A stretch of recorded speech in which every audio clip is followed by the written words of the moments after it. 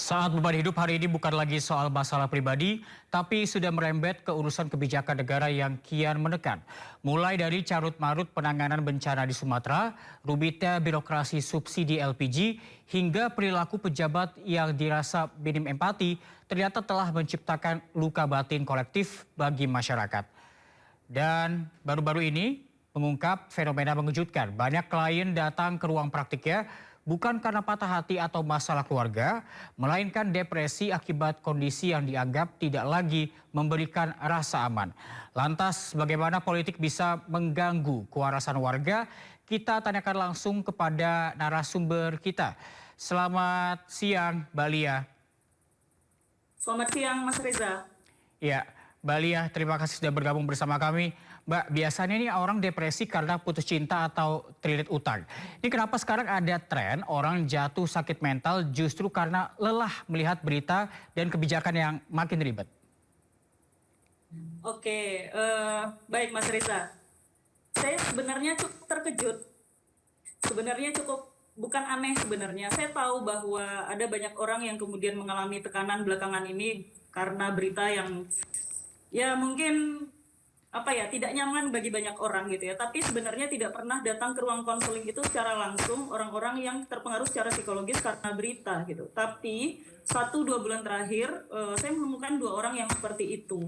Saya kira ini terkait dengan bagaimana berita buruk itu tubi-tubi hampir terjadi setiap hari, yang itu menyebabkan konstan stres di banyak orang gitu. Jadi entah itu perkataan pejabat, entah itu kebijakan yang tidak disepakati oleh rakyat, dan hampir muncul setiap hari, dan ini yang kemudian menimbulkan stres berturut-turut, stres konstan di masyarakat itu sendiri. Begitu Mas Reza.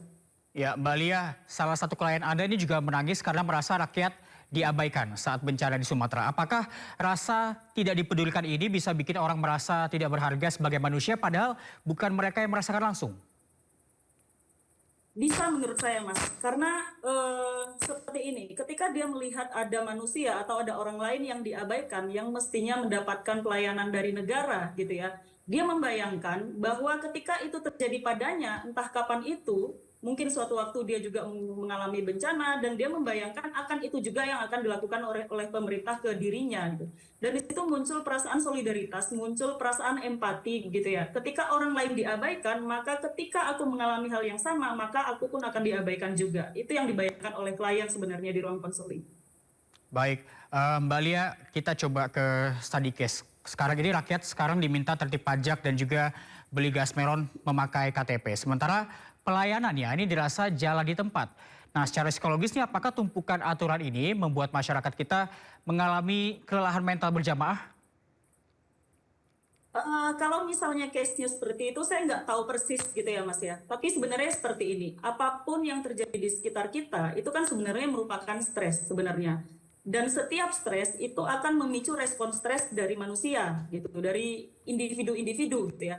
Ketika kebijakan yang diterapkan itu dirasa memberatkan atau dirasa tidak nyaman bagi seorang individu, tentu itu akan menjadi sumber stres bagi individu tersebut. Nah, bedanya dalam kasus individu maupun komunitas, ketika ini masalahnya individu, mungkin dia punya cara, dia punya kemampuan untuk mengatasi stres itu. Tapi kalau kita bicara tentang kebijakan negara, di mana individu-individu ini menjadi tidak punya daya kan sebenarnya, tidak punya kekuatan secara individu untuk mengubah itu yang seringkali menimbulkan stres konstan karena nggak ada yang kemudian nggak ada usaha, rasanya tidak ada usaha yang bisa dilakukan untuk mencegah stres yang itu keputusannya dari negara, dan antar individu ini tidak bisa mengatasi itu kecuali mereka bisa bergerak secara kolektif, atau kalau misalnya DPR kita tidak mampet itu bisa diadukan ke perwakilan rakyat begitu Mas.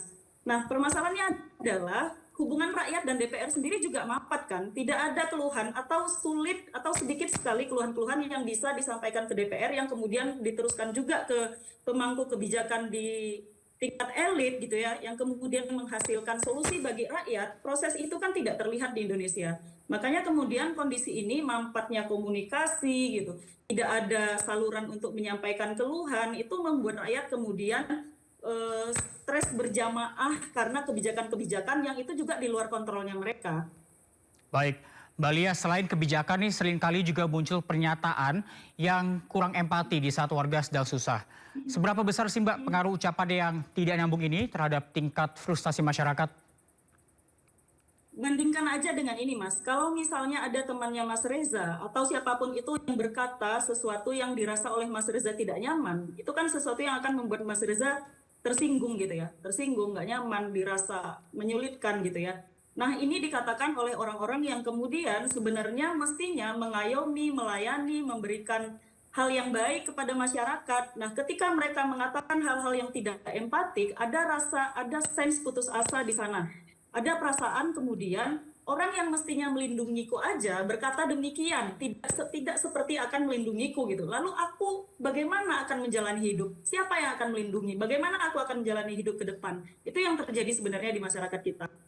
Baik, pertanyaan berikutnya, apakah warga-warga yang depresi ini dapat sembuh hanya dengan ke psikolog? Enggak.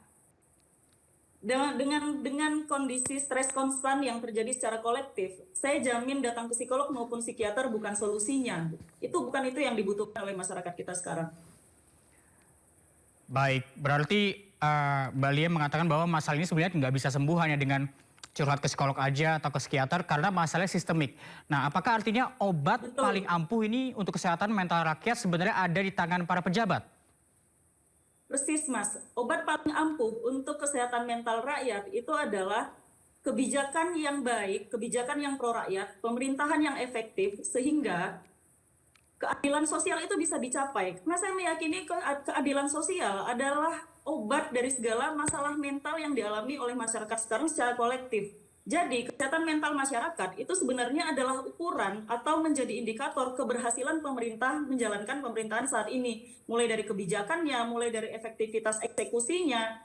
Outputnya menurut saya bukan masalah ekonomi, bukan masalah angka-angka makro gitu. Outputnya yang harus dikejar pemerintah adalah seberapa nyaman, seberapa happy masyarakat Indonesia ini menjadi warga negara Indonesia. Baik, tapi kita juga sering nih Mbak diminta untuk sabar dan juga tangguh. Apakah lama-lama tuntutan untuk terus sabar ini justru menjadi beban mental yang bisa meledak suatu saat nanti? Sabar dan tangguh ini kan konteks sebenarnya ya Mas ya, kontekstual. Saya tahu ada banyak rekan-rekan saya gitu yang psikolog yang mungkin Mas Riza juga sering dengar lah di media sosial tentang bagaimana ya terkait stoik gitu ya. Bagaimana sebenarnya kita yang mengontrol, kita yang mengendalikan. Tapi mereka-mereka itu lupa bahwa ide-ide bahwa stimulus itu netral, variasi yang bervariatif itu berasal dari Viktor Frankl yang mana dia menjadi tahanan pada saat Nazi gitu ya, menjadi tahanan Nazi gitu di kamp konsentrasi. Dalam situasi itu tentu yang bisa dikendalikan oleh Viktor Frankl adalah dirinya sendiri gitu kan. Bagaimana dia menghadapi situasi sulit itu.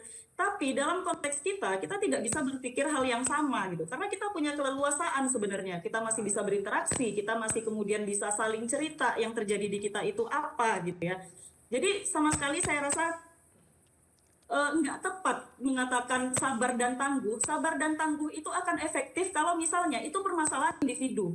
Mas Riza boleh dinasehati sabar dan tangguh ketika itu adalah masalah individu. Tapi ketika ini adalah masalah bersama, sabar dan tangguh itu terus terang tidak lagi menjadi relevan. Yang dibutuhkan adalah kolaborasi, solusi. Ini masalah kita bareng-bareng mau diselesaikan seperti apa, gitu Mas Reza. Oke, kolaborasi dan solusi. Tapi ini sebenarnya banyak juga masyarakat yang sebenarnya sudah bersuara, tapi mulai merasa suaranya ini tidak didengar dan usahanya sia-sia.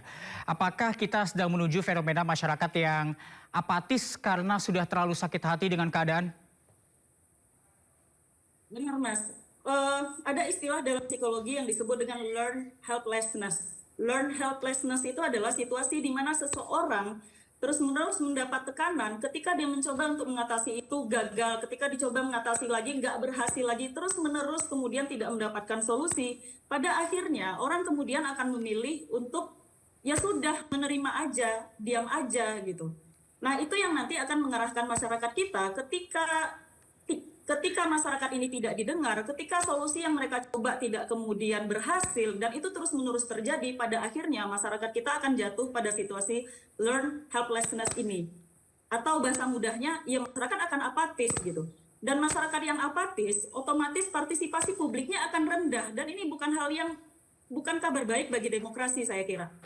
Hmm, baik. Mbak Lia tadi juga dikatakan bahwa warga ini untuk saling menguatkan. Tapi kalau semua orang sedang sama-sama stres, ini bagaimana bisa menguatkan dalam keadaan stres semua? Bisa Mas, walaupun kita sama-sama stres, tapi sebenarnya kondisi stres itu kan sebenarnya memicu hormon sosial. Ada yang diistilahkan dengan hormon sosial dalam diri kita gitu ya. Bagaimana ketika dalam situasi stres kita punya kecenderungan untuk kemudian nge-reach out atau kemudian mencari pertolongan pada orang lain.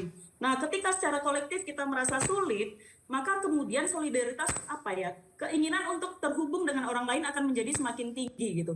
Nah, keterhubungan dengan orang lain ini itu menjadi salah satu obat, itu yang akan menjadi salah satu faktor protektif bagaimana menjaga kewarasan mental dalam situasi seperti ini. Karena yang terpenting itu dukungan sosial gitu ya. Perasaan bersama-sama, ada dukungan sosial, merasa tidak sendirian, ada teman senasib sepenanggungan, itu yang akan mempertahankan kondisi mental di saat berita buruk terus-menerus hadir pada sekarang ini.